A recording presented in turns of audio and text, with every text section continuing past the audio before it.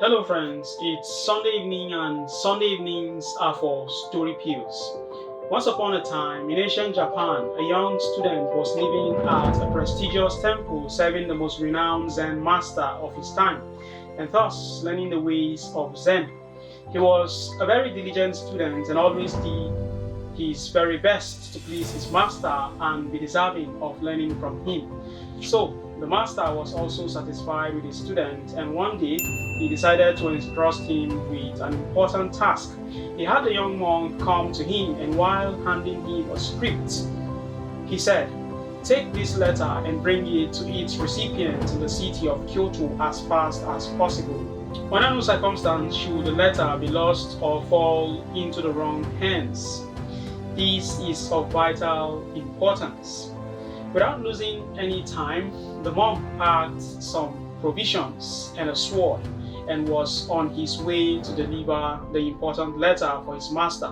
He traveled swiftly for some time until he reached a river with a narrow bridge.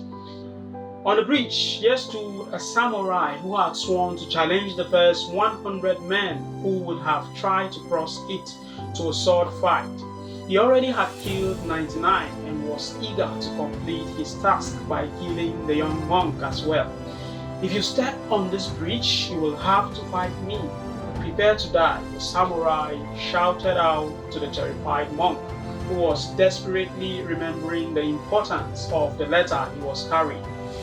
He begged the samurai to allow him to bring the letter back to the master and swore that he would come back to meet his fate after that. The samurai granted him that wish, and so he traveled back to the temple all the way, thinking about the terrible situation he had found himself in. Once he reached the temple, he immediately went to his master and told him what had happened in hopes that he would help him, but the master only said, "There is no way you can beat the samurai in a sword fight, so you will die. I will tell you the best way to meet your death. When you reach the bridge, lift your sword over your head and close your eyes, then stand still and wait. When you feel something cold touching your skull, that will be death." Once again, the student left the temple, this time ready to meet his death. So, when he reached the bridge with the samurai who was waiting for him, he did exactly as he had been told by his master. He lifted his sword over his head, closed his eyes, and waited for the cold touch of death. When the samurai saw him like this, he suddenly thought that he must have met a truly great master, since he had never seen such a stance with closed eyes nor such a calmness before a fight. He dropped his sword and begged him, "O master, forgive my impudence and allow me to be your servant and to learn the true mastery of the sword from you." You see, in life, sometimes we find ourselves in situations where there seems to be no way out. But moments like that, we have to keep our cool and concentrate on being 100%.